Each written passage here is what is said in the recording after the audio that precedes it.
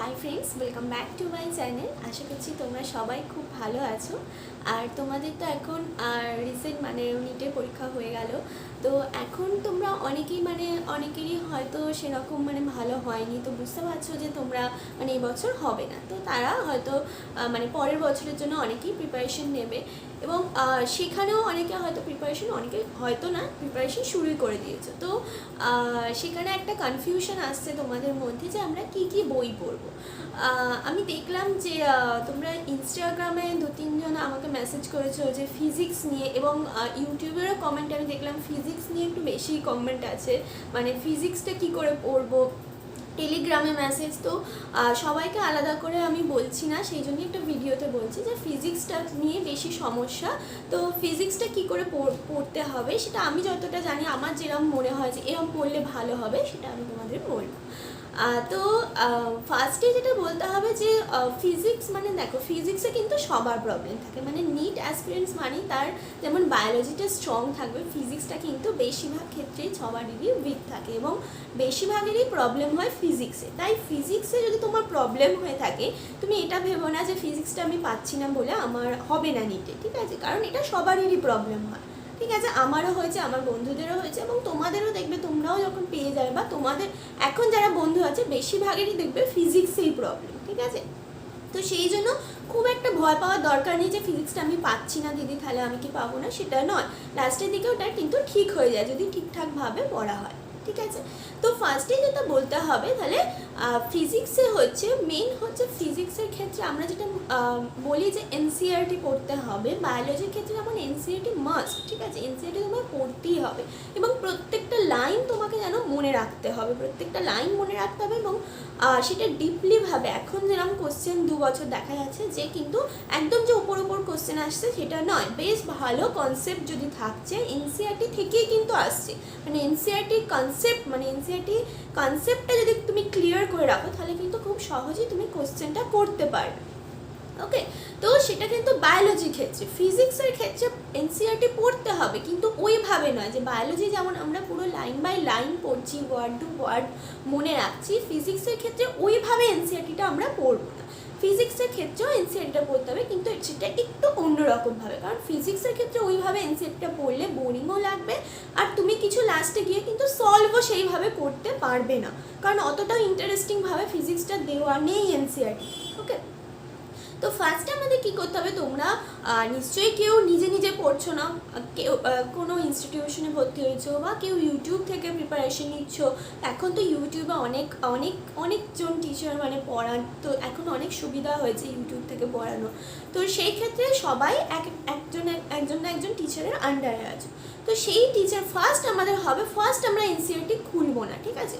First আমরা কোনো একটা টপিক, মনে করো কোনো একটা চ্যাপ্টার, তো ফার্স্ট তোমরা কি করবে, যিনি টিচার পড়াচ্ছেন তার যে পড়ানোটা সেটা তোমরা পড়বে, ঠিক আছে? তোমরা পড়লে এবং তোমরা সেটা নোট বানালে, বোঝা গেল? যখন তিনি পড়াচ্ছেন তখন এই ব্যাপারটা করলে, তারপরে তুমি পুরো চ্যাপ্টারটা যখন একটু একটু করে পুরোটা শেষ হয়ে গেল, পুরোটা শেষ হওয়ার পর তুমি একদিন বসে পুরো চ্যাপ্টারটাকে একবার রিভিশন করলে, বোঝা গেল? এবারে রিভিশন করার পরে তোমাদের একটা বই লাগবে, সেটা হচ্ছে একটা না আরও অনেক বই লাগবে, তো পরপর বলছি। সেটা হচ্ছে প্রিভিয়াস ইয়ারে 30 ইয়ার্স প্রিভিয়াস ইয়ার কোশ্চেন পাওয়া যায়, তো অনেক রকম পাওয়া যায়। তো মেন তোমাদের যেটা হচ্ছে 10 ইয়ার্স, তোমরা 30 ইয়ার্স করতেই পারো, সেটাতে অসুবিধা নেই, কিন্তু খুব বেশি পুরনো করে লাভ নেই, কারণ কোশ্চেন প্যাটার্ন চেঞ্জ হয়ে গেছে, সিলেবাস চেঞ্জ হয়ে গেছে। তো সেই জন্য মেনলি যেন প্রিভিয়াস 10 ইয়ার কোশ্চেন যেন তোমাদের করা থাকে। তো তোমরা কোশ্চেন যে প্রিভিয়াস 10 ইয়ারের একটা বুক রাখবে, যে প্রিভিয়াস 10 ইয়ারে পাওয়া যায়, দেখবে কোশ্চেন আনসারের বই, তো সেই কোশ্চেনের বই রাখবে। এবং কি করবে, যখন একটা চ্যাপ্টার তোমার পুরোটা শেষ হলো, সেই চ্যাপ্টারটা শেষ হওয়ার পরে সেই বইটা খুলে সেই চ্যাপ্টারটা আমরা খুললাম, চ্যাপ্টার ওয়াইজ থাকে দেখবে প্রিভিয়াস 10 ইয়ার, তো সেই চ্যাপ্টারটা আমরা খুললাম। সেই চ্যাপ্টারে তোমরা সলভ করবে না, কোশ্চেনগুলোকে একবার দেখবে, এবং কোশ্চেনগুলোকে দেখলেই তোমরা বুঝতে পারবে, 10 বছরে যদি কোশ্চেন দেখো, যে বুঝতে পারবে যে সেই চ্যাপ্টারের কোন কোন জায়গাগুলো বেশি ইম্পর্টেন্ট। যখন তোমরা পড়ছো সেই টিচারের কাছে উনি তো সেটা বলেই দেবে, কিন্তু তোমাকেও নিজেকে সেটা বুঝতে হবে প্র্যাকটিক্যালি, ঠিক আছে। তুমি সেটা কোথা থেকে বুঝতে পারবে, তুমি প্রিভিয়াস 10 ইয়ার বলো, 20 ইয়ার্স বলো, 30 ইয়ার্স বলো, কোশ্চেনগুলো যখন তুমি দেখবে, সলভ ফার্স্টেই করবে না, ফার্স্টে একবার, তাহলে ফার্স্টে কী হলো, ফার্স্টে হচ্ছে তুমি টিচারের কাছে পড়লে, নোটস বানালে, তারপর তুমি একবার চ্যাপ্টারটাকে পুরো পড়লে, তারপরে হচ্ছে মানে তুমি জেনে নিলে যে এই টপিকগুলো এর আন্ডারে আছে, তারপরে তুমি প্রিভিয়াস ইয়ারের বই খুলে দেখলে যে কোন কোন টপিকগুলো থেকে কোশ্চেন এসেছে, তাহলে তুমি সেখান থেকে বুঝতে পেরে যাবে যে তোমার ওই চ্যাপ্টারটার মধ্যে তুমি তো সব টপিক পড়েছো, যখন পড়েছো তার মধ্যে কোনগুলো বেশি ইম্পর্টেন্ট, ঠিক আছে। প্রত্যেকটা চ্যাপ্টারে যে সব কটা টপিক খুব ইম্পর্টেন্ট থাকে তা কিন্তু নয়, কিছু বিশেষ বিশেষ টপিকে ইম্পর্টেন্ট থাকে এবং সেই জায়গাগুলো থেকেই বেশিরভাগ কোশ্চেন আসে। তো ফার্স্ট আমাদের টার্গেট হবে যে যেটা থেকে বেশিরভাগ কোশ্চেন আসে সেগুলো যেন আমরা ঠিক করি, কারণ সেগুলো সবাই করবে, ঠিক আছে। সেইগুলোকে ছেড়ে দিয়ে ফার্স্টে কঠিন জিনিস করে কিন্তু কোনো লাভ নেই, কারণ ফার্স্টে আমাদের সহজ জিনিস যেটা বেশিরভাগ সময় এসে থাকে সেগুলোকে আমাদের কমপ্লিট করতে হবে, ঠিক আছে। তারপরে আমরা কঠিন জিনিসটা করবো, কারণ কঠিনটা যদি নাও হয় সেটা বেশিরভাগ জনই পারবে না, তো সেটাতে আমাদের প্রবলেম হবে না, কিন্তু যেটা বেশিরভাগ জন পারবে সেটা যেন আমরাও পারি, সেটা যদি আমরা না পারি তাহলে আমরা অনেকটা পিছিয়ে যাবো র্যাঙ্কে। তো তাহলে আমরা টপিকগুলো সেই প্রিভিয়াস ইয়ারের কোশ্চেন দেখলেই টপিকগুলো তোমরা বুঝে যাবে যে কোন কোন টপিকগুলো ইম্পর্টেন্ট। এবারে তোমরা কি করবে, আর একবার তোমরা বইটা খোলো, মানে নোটসটা খোলো, যেখান থেকে যে নোটসটা তোমরা বানিয়েছো, এবং ওই টপিকগুলো ওই নোটসটা থেকে একবার পড়ে নাও। পড়া হলো, এরপরে তোমরা প্রিভিয়াস ইয়ারটা আর খুলবে না, ঠিক আছে। এরপরে একটা বই রাখবে যে বইয়েতে হচ্ছে তোমাদের এমনি কোশ্চেন থাকবে, ঠিক আছে, এবং দেখবে যে প্রিভিয়াস ইয়ারের যে টপিকগুলো ওই টপিক থেকেই হচ্ছে বেশি বেশি কোশ্চেন থাকে, এবং সেটা তোমরা কোন বই নেবে সেটা তোমাদের ব্যাপার। তোমরা ফিঙ্গার টিপস নিতে পারো, এনসিইআরটি যে ফিঙ্গার টিপস থাকে মানে ভালো থাকে কোশ্চেন, বা অন্য পাবলিকেশনে যে কোনো বই তোমরা নিতে পারো। প্র্যাকটিস কোশ্চেন যেখানে বেশি থাকবে সেইরকম বই নেওয়ার চেষ্টা করবে, ঠিক আছে। এবারে তোমরা সেই কোশ্চেনগুলোকে সলভ করার চেষ্টা করবে, এবং কোশ্চেন সলভ করা এরম বই নেবে, ঠিক আছে, যে আনসারে মানে কোশ্চেন যেখানে থাকবে ওখানে সলভ নয়, আনসারের জায়গায় সলভ করা থাকে, এরম বই পাওয়া যায়। তো সেইরকম বই কেনার চেষ্টা করবে, যে নিজে যদি না পারো তুমি সলভ যে করা আছে সেখানটা দেখে তোমার কনসেপ্টটাকে ক্লিয়ার করি। এবার সেই কোশ্চেনগুলো করতে গিয়ে দেখবে তোমার অনেক জায়গায় আটকাচ্ছে, যখনই আটকাবে যে টপিকটা, সেই টপিকটা আবার তোমরা নোটস থেকে একবার পড়ে নেবে, নোটস থেকে পড়বে, ওখানে সলভ করে আছে যে জিনিসটা সেটা দেখবে, আশা করি সব বুঝতে পেরে যাবে, অসুবিধা হবে না, কারণ সলভ যেগুলো করা থাকে সেগুলো মোটামুটি ভালোই থাকে। তো টপিক্সটা একবার পড়লে যদি মনে করো তাও বুঝতে পারছো না, তোমরা যে টিচারের কাছ থেকে পড়ছো সেই ভিডিও তো থেকেই যায়, সেই ভিডিওটাকে একবার দেখে নিলে ওই জায়গাটা টপিকটা, মানে মেন ইম্পর্টেন্ট হচ্ছে ইম্পর্টেন্ট যে টপিকগুলো ওগুলো যেন আমাদের বাদ না যায়, ওকে। তাহলে তখন তোমরা তাহলে কী করলে, যে ওই যে আমি বলছি যে কোশ্চেন আনসারের যে বইটা ছিল ওখান থেকে তোমরা কোশ্চেন আনসার কিছু প্র্যাকটিস করলে, তারপরে তোমরা আবার প্রিভিয়াস ইয়ারটাকে তোলো, এবং প্রিভিয়াস ইয়ারটাকে তুলে তোমরা দেখো যে তোমরা ওই প্রিভিয়াস ইয়ারে যে কোশ্চেনগুলো আছে সেগুলোকে সলভ করতে পারছো কি না, ঠিক আছে। দেখবে মোটামুটি সলভ করতে কিন্তু পারবে, কারণ তোমরা ফার্স্টেই একবার দেখে নিয়েছো যে কী কী টপিক থেকে সেখানে কোশ্চেন আসে, সেই টপিকটা তোমরা পড়ে নিয়েছো, সেই টপিকের ওপর কোশ্চেন আনসার তোমরা প্র্যাকটিস যে বই থেকে সেখান থেকে সলভ করেছো, তারপরে তোমরা আবার ফিরে আসছো প্রিভিয়াস ইয়ার কোশ্চেনে। তো আশা করি কিন্তু সবাই কিন্তু এটা পারা উচিত, তারপরে যখন আবার প্রিভিয়াস ইয়ারে ফিরে আসছো তখন। এরপর হচ্ছে প্রিভিয়াস ইয়ার আমাদের হয়ে গেল, মানে প্রত্যেকটা চ্যাপ্টার কিন্তু আমাদের এইভাবেই করতে হবে, তবেই কিন্তু ফিজিক্সটা মানে তোমরা পারবে, ঠিক আছে। তো এই প্রিভিয়াস ইয়ার হয়ে গেলে এরপরে তোমরা এনসিইআরটি বইটা নাও, এবং এনসিইআরটি বইতে দেখবে ব্লু বক্সে কিছু বক্স থাকে, তো পুরো এনসিইআরটি বইটা যদি তোমরা নাও পড়তে পারো, ওই ব্লু বক্সে যে জিনিসগুলো থাকে সেগুলো কিন্তু পড়তেই হবে, সেগুলো একবার চোখ বুলিয়ে যাবে, ঠিক আছে।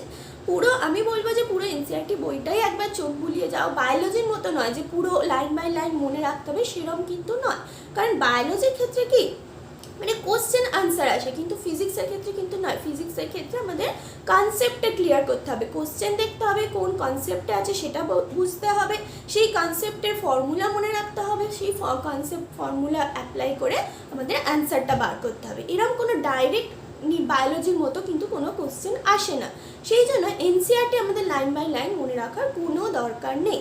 তো কিন্তু একবার এনসিইআরটিটা আমাদের চোখ বুলিয়ে রাখতে হবে, মেনলি যে ব্লু বক্সগুলো আছে সেগুলো যেন বাদ না যায়। এরপরে আমরা কি করব, এরপরে আমরা সেখান থেকে এই যে পুরো চ্যাপ্টারটা আমাদের পড়া হয়ে গেল, তারপরে দেখবে তোমরা মানে এতটাই ভালো হয়ে যাবে এই চ্যাপ্টারটা যে তোমরাও একজনকে গাইড করতে পারবে যে এই এই জিনিসগুলো এই চ্যাপ্টার থেকে পড়ো। তারপরে তোমরা কি করবে যে একটা পেজ নেবে এবং সেই একটা পেজের মধ্যে যেগুলো খুব ইম্পর্টেন্ট জিনিস সেইগুলোকে সেই পেজে লিখে রাখার চেষ্টা করবে। সেটা বলতে পারো ফর্মুলা, সেটা কোনো ল বলতে পারো, সেটা যেটা তোমরা নিজেরাই দেখবে তখন বুঝতে পারো, তখন আর কারোর গাইডেন্স দরকার হবে না যে কোনটা কোনটা ইম্পর্টেন্ট, ঠিক আছে? তখন একটা পেজের মধ্যে যেন সব কটা জিনিস যে কটা ইম্পর্টেন্ট দেখবে, একটা পেজ যদি তোমরা একটা পেজের মধ্যে ভরাতে যাও তাহলে যেগুলো খুব ইম্পর্টেন্ট সেগুলোই খালি তোমাদের হাত দিয়ে বেরোবে, ঠিক আছে? সব কিছু কিন্তু মনে পড়বে না। এটা কেন করা? এটা হচ্ছে পরীক্ষার আগে কিছুদিনের রিভিশনের জন্য। পরীক্ষার আগের কিছুদিন কিন্তু আমরা সব বই খাতা এইভাবে মানে মিলে বসে কিন্তু পড়তে পারবো না। তখন ওই এক একটা চ্যাপ্টারের জন্য এক একটা পাতা তোমাদের হাতে থাকবে এবং সেই পাতাটা তোমরা পড়লে মোটমাট পুরো যেন চ্যাপ্টারটা ক্লিয়ার হয়ে যায়, ঠিক আছে? তো এই শর্ট নোটসের ব্যাপারটা হচ্ছে নিয়ে একজন হচ্ছে কি নামটা আমার এখন মনে নেই, ইনস্টাগ্রামে হচ্ছে দিয়েছিল, এক সেকেন্ড দেখে বলছি, দ্রিতা 2006। তো আমি জানি না, যাই হোক তুমি অনেক বড় কিছু লিখেছো, তো এত বড়টা পড়া যাবে না, যাই হোক। তো তোমার যেটা মেন প্রবলেম হচ্ছে তুমি কোনো একটা ইনস্টিটিউশনে, আচ্ছা আনএকাডেমিতে তুমি পড়ছো ফিজিক্স, এবং সেখানে কোনো স্যার মানে যিনি পড়াচ্ছেন ভালো পড়াচ্ছেন, এবং তোমার যেটা ডাউট হচ্ছে যে আমি আগের ভিডিওতে বলেছি তোমাকে এরকম একটা পেজের মধ্যে ফর্মুলাগুলো করতে, কিন্তু উনি বলছেন, ওই স্যার বলছেন যে এরমভাবে ফর্মুলা দিয়ে ফিজিক্স হয় না। তো উনি ঠিকই বলেছেন, ফর্মুলা দিয়ে এরমভাবে ফিজিক্স হয় না। দেখবে ফর্মুলা যখন লাস্টে ডিরাইভড হয়, একটা কিন্তু পুরো থিওরি কনসেপ্ট পুরো বেসড হয়ে লাস্টে একটা ফর্মুলা ডিরাইভড হয়, ঠিক আছে? তো ওনার কথাটাই ঠিক, কারণ উনি যেটা বলেছেন যে আমরা যদি থিওরিটাকে মনে রাখি, কনসেপ্টটাকে মনে রাখি, তাহলে কি তোমার ভুল হওয়ার চান্সটা, ভুলে যাওয়ার চান্সটা কম থাকবে, ঠিক আছে? তুমি যদি ডাইরেক্ট ফর্মুলাটাকে মনে রাখো তাহলে কিন্তু তুমি ভুলে যাবে, একবার ভুলে গেলে আর তুমি সেটাকে বার করতে পারবে না। কিন্তু তুমি যদি কনসেপ্টটাকে মনে রাখো তাহলে তুমি চাইলে ফর্মুলাটাকে ডিরাইভ করতে পারো, ঠিক আছে? কিন্তু কি হয়, এক্ষেত্রে অনেক আমরা প্রবলেম সলভ করতে পারি। কিন্তু আমার যে বক্তব্যটা ছিল যে আমরা হচ্ছে কনসেপ্টটাকেও মনে রাখবো এবং ফর্মুলাটাকে আলাদা করে একটু লিখে রাখবো একটা পাতায়, কারণ আমাদের পরীক্ষার আগের রিভিশনটা খুব জরুরি, ঠিক আছে?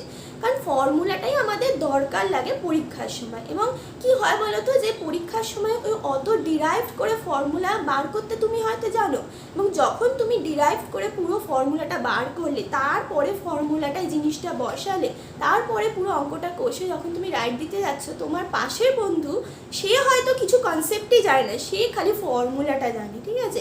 তো ফর্মুলা বেসড কিছু কোশ্চেন আসে, তো তার ততক্ষণে কিন্তু 2-3টে কোশ্চেন হয়ে যাবে, বোঝা গেল? কিন্তু তুমি কিন্তু পুরো কনসেপ্টটা জানো, কনসেপ্ট ওয়াইজ। সে যদি একবার ফর্মুলাটা ভুলে যায় তাহলে কিন্তু তার পক্ষে আর সম্ভব নয় সেই কোশ্চেনটা করা, কিন্তু তোমার পক্ষে সেটা সম্ভব। তো সেই জন্য মেইন কথা হচ্ছে যে পুরো জিনিসটা থিওরি কনসেপ্ট পুরো ক্লিয়ার করে আমি বলছি ফর্মুলাটাকে মনে রাখার চেষ্টা করো। কারণ ফর্মুলাটাকে যদি আমরা মনে রাখি, যে ফর্মুলা বেসড কোশ্চেনগুলো হয় ওগুলোর ক্ষেত্রে আমাদের সময় যাবে না অনেকটা। বুঝতে পারা যাচ্ছে যে ফর্মুলাটা যদি উনি ঠিকই বলেছেন, উনি টিচার হিসেবে ঠিক বলেছেন যে আমাদের কনসেপ্ট মনে রাখতে হবে। ফিজিক্সও ওইভাবেই সত্যি, ফিজিক্স যদি তুমি ফর্মুলা বেসড করে ফর্মুলা মনে রেখে সেটাকে অ্যাপ্লাই করতে যাও তো অনেক বিরক্তি লাগবে। কিন্তু ব্যাপারটা পুরোটা জেনে যদি ফর্মুলাটাকে ডিরাইভড করে আমরা সেই ফর্মুলাটাকে অ্যাপ্লাই করে কোনো একটা আনসার বার করি, দেখবে অনেক মজা লাগবে। কিন্তু সবসময় পরীক্ষার হলে তো আমাদের সময় বেশি দেয় না, তো সেই ক্ষেত্রে আমাদের কিছু কিছু ফর্মুলা কিন্তু ডাইরেক্ট মনে রাখতে হবে। আমরা জানবো, তার কনসেপ্ট পুরো জানবো, কনসেপ্ট না মনে রেখে আমি ফর্মুলা মনে রাখতে তোমাদের বলছি না, কিন্তু কিছু কিছু জিনিস কিন্তু ফর্মুলা তোমরা একটু মনে রাখার চেষ্টা করো, কারণ ওইভাবে অত ডিরাইভ করার কিন্তু সময় পাওয়া যায় না পরীক্ষার হলে। তো সেই জন্যই আমি বলেছিলাম যে একটা পাতায় তোমরা, আমিও এটা করেছিলাম পরীক্ষার সময়, যে প্রত্যেকটা মানে এক একটা চ্যাপ্টারের যে ফর্মুলাগুলো আছে, ফর্মুলা কী করে ডিরাইভ হয় সেটা তো আমরা জানছি, ক্লাস 11-12 যখন পড়ছি তখন তো আমাদের এমসিকিউ করতে হচ্ছে না, তখন তো আমাদের ফর্মুলা ডিরাইভ কী করে হচ্ছে সেটা আমরা জানছি। তো ফর্মুলা ডিরাইভটাও আমরা জানবো, কিন্তু কিছু কিছু ফর্মুলা আমরা জেনে রাখবো, যে মানে মনে রাখবো। খালি ডিরাইভ, যে আমাকে ডিরাইভ করি ফর্মুলা বার করতে হবে, নাহলে আমি পারি না, ফর্মুলা মনে পড়ছে না, সেরম করো না। সেরম করলে কি হবে, তুমি পারবে কোশ্চেন, কিন্তু 10টার জায়গায় হয়তো 5টা কোশ্চেন করবে। যে ফর্মুলাগুলো মুখস্থ করে রেখেছে সে 10টা কোশ্চেনই করে ফেললো, টাইমটা খুব ফ্যাক্টর হয়, ঠিক আছে? সেই জন্যই আমি বলছি যে একটা পাতায় যে মেন ইম্পর্টেন্ট যে ফর্মুলাগুলো, মেন কনসেপ্টগুলো লিখে রাখার চেষ্টা করো। কারণ পরীক্ষার আগে সারা বছর যা পড়ছো সেটা তো একটা ফ্যাক্টর, কিন্তু পরীক্ষার আগে 1-2 মাসে যে রিভিশনটা সেটা কিন্তু মেন ফ্যাক্টর হয়ে দাঁড়ায়। কারণ পরীক্ষা সারা বছর পড়লে, পরীক্ষার আগে 1-2 মাস পড়লে না, তাহলে কিন্তু কিচ্ছু মনে থাকে না। ওই সময়টা কিন্তু খুব ক্রুশিয়াল, এবং ওই সময় কি তোমার একটা প্যানিক হবে, একটা টেনশন হবে সব সময়। তো সেই সময় তুমি ওই অত বই খাতা মিলে বসে কিন্তু তুমি পড়তে পারবে না। তখন যদি তোমার একটা, মনে করো একটা চ্যাপ্টারের একটা শিট আছে, তখন কিন্তু অনেকটা মাইন্ডটা মনে হবে যে একটাই তো শিট, পড়ে নি এটা চটজলদি। বা পরীক্ষার সময় মনে করো 10-15 দিন আগে তুমি সব কটা চ্যাপ্টার, মনে করো প্রত্যেক দিন সকালবেলা উঠে 1 ঘন্টা টাইম দিলে, ওই একটা করে মানে প্রত্যেক দিনই মনে করো 10-15টা চ্যাপ্টার কিন্তু হয়ে যাবে। 10-15টা পাতার ফর্মুলা পরপর তুমি দেখে নিলে, বেশিক্ষণ সময় লাগবে না, 1-2 ঘন্টা লাগবে, ঠিক আছে? তো সেই ক্ষেত্রে কি হয়, সব ফর্মুলাগুলো একসাথে আমাদের মাথার মানে ক্যাপাসিটিটা আমাদের বাড়তে থাকে। প্রত্যেক দিন একটা করে চ্যাপ্টার করা থেকে, মনে করো একদিন আমি বসলাম, 5-6টা চ্যাপ্টার রিভিশন হয়ে গেল। এবার 5-6টা চ্যাপ্টার রিভিশন করতে গেলে কিন্তু আমাদের ওইভাবে করতে হবে, শর্ট নোটস বানিয়ে। 5-6টা চ্যাপ্টার কিন্তু ওই এনসিইআরটি থেকে আমি 5-6টা চ্যাপ্টার রিডিং করবো, এটা কিন্তু হবে না, কারণ তখন টাইম পাবে না, ঠিক আছে? তখন যদি 5টা, মনে করো এরকম 5টা পাতা আছে, আমাকে এই 5টা পাতা পড়তে হবে, তখন তোমার মনেও হবে, যেটা মনে করো রাতে ঘুমোতে যাওয়ার আগেও তুমি এই 5টা পাতা একবার চোখ বুলিয়ে নেবে, তাতে কী হবে, তোমার ফর্মুলাগুলো মাথায় থাকবে, ঠিক আছে? তো আশা করি তোমার ব্যাপারটা ক্লিয়ার হলো। যে টিচার যিনি বলেছেন তিনি ঠিকই বলেছেন, ফিজিক্স ওইভাবে হয় না, ওইভাবে ফর্মুলা দিয়ে শুধু যদি ফর্মুলা মনে রাখো তাহলে কিন্তু তোমার ভালো লাগবে না, ঠিক আছে? উনি ঠিকই বলেছেন, কিন্তু এটাও একটু ভেবে দেখো যে পরীক্ষার আগের রিভিশনটা কিন্তু আমাদের খুব ইম্পর্টেন্ট, ঠিক আছে? তো এটাই হয়ে গেল। আর ইউটিউবে সেরকমভাবে এরকম স্পেসিফিক কোনো কমেন্ট নেই, ইউটিউব বা টেলিগ্রামে সবাই খালি ফিজিক্সটা কী করে পড়তে হবে এটাই জানতে চেয়েছো। তো আশা করি তোমাদের একটু হলেও মানে বুঝতে পারলে যে আমাদের কীভাবে পড়তে হবে। তো দেখো তোমরা, যে তোমাদের আরও যদি কিছু মনে হয় যে এইভাবে পড়লে সুবিধা হবে, তাহলে অবশ্যই নিজেদেরকে আগে প্রেফারেন্স দিও, ঠিক আছে? কেউ কিছু বলার থেকে নিজে যদি কিছু মনে করো যে এটা করলে আমার সুবিধা হবে, কারণ সবার পড়ার ধরনটা আলাদা, সেই জন্য কারোর বলার ওপর বলবে সবাই, সবারটা শুনবে, শুনে নিজেরটা নিজের মতো বাড়ানোর চেষ্টা করবে যে আমার এটা করলে আমার এটা সুবিধা, ঠিক আছে? তো ঠিক আছে, আজকে ফিজিক্স নিয়ে বললাম, পরে কোনো ভিডিওতে আবার কেমিস্ট্রি, বায়োলজি এগুলো নিয়ে বলা যায়। Thank you, tata.